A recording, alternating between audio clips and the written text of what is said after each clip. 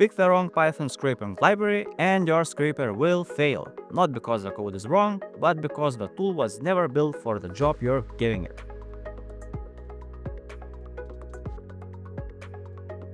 Python has the richest scraping ecosystem of any language. Dozens of libraries, all doing different things. And that variety is exactly why making a choice is harder than it should be.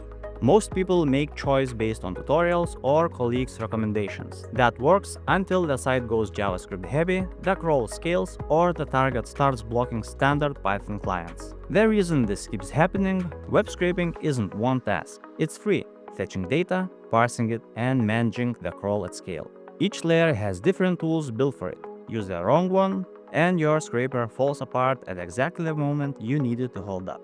In this video, we'll cover 8 popular Python web scraping libraries across 4 categories, what each one does best, where it breaks down, and how to match the right tool to your specific situation. Let's start with static sites where the content is already in the HTML the server sends back. Requests is the default here, and for good reason. 2 lines of code and you're pulling a page. Simple, predictable, and almost every Python developer has used it at some point.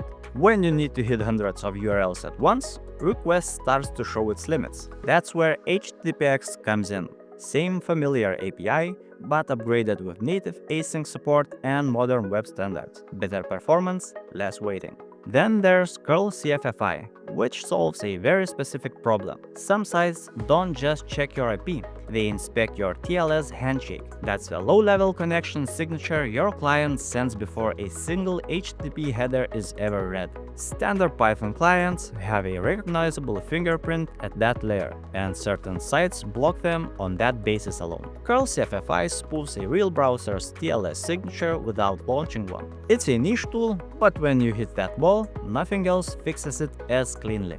Once you have the HTML, you need to pull that data out. That's where parsers come in.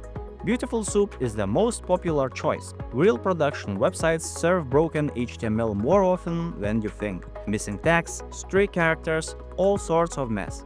Beautiful Soup handles it without crashing. lxml is the alternative when speed actually matters. It's built on a C library under the hood, which is why it benchmarks 10 to 30 times faster than Beautiful Soup on large documents. It also supports XPath, which lets you do things CSS selectors can't, like traversing up to parent nodes in the DOM. If you're processing a high volume of pages in a production pipeline, lxml is usually where teams end up. Now, what if your target isn't just one page, but 10,000? That's when you stop thinking about libraries and start thinking about architecture. Scrapy is a full-stack crawling framework that handles request scheduling, retries, concurrency, rate limiting, and structured output, all built in. It's not something you bolt onto an existing script. It's the very foundation your project lives on. That comes with a steeper learning curve than anything else on this list.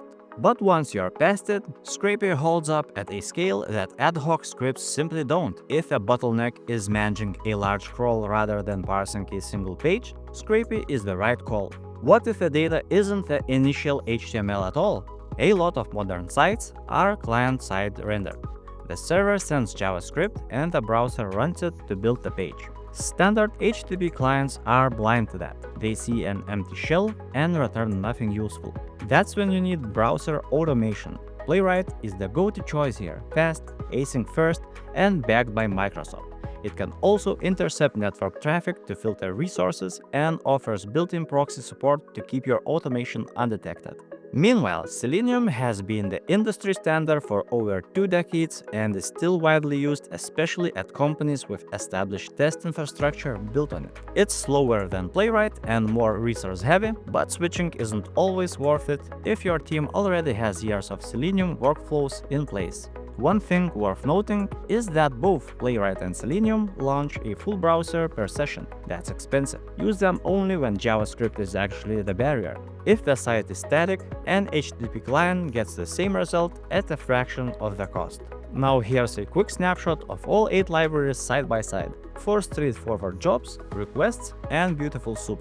No async, no JavaScript support, but the lowest setup cost of anything on this list. HTTPX sits just above them. Same ease of use, native async added. Curl CFFI is in the same tier but excels at bypassing TLS-based bot detection. lxml is faster than Beautiful Soup, stricter about markup, and the only parser here with XPath support. Scrapy is the only full-stack option. It owns the fetch, parse, and output layers in one architecture. And at the top end, Playwright and Selenium, which both require a real browser and support JavaScript. Playwright is faster and async first. Selenium has the larger ecosystem and the longer track record. Choose the tool that aligns with your team's current workflow. So how do you actually choose an appropriate Python library for you? 3 questions settle most cases. First, is the site static or JavaScript rendered? Static means requests or HTTPX paired with Beautiful Soup or lxml. And JavaScript means Playwright. Second, what scale are you working at? If you're only dealing with a handful of pages, requests and Beautiful Soup is all you need. Or thousands of pages with structured output requirements, use Scrapy. And third, is the site blocking your HTTP client for no obvious reason, even without rate limiting? That's a TLS fingerprinting issue, which curl CFFI can handle.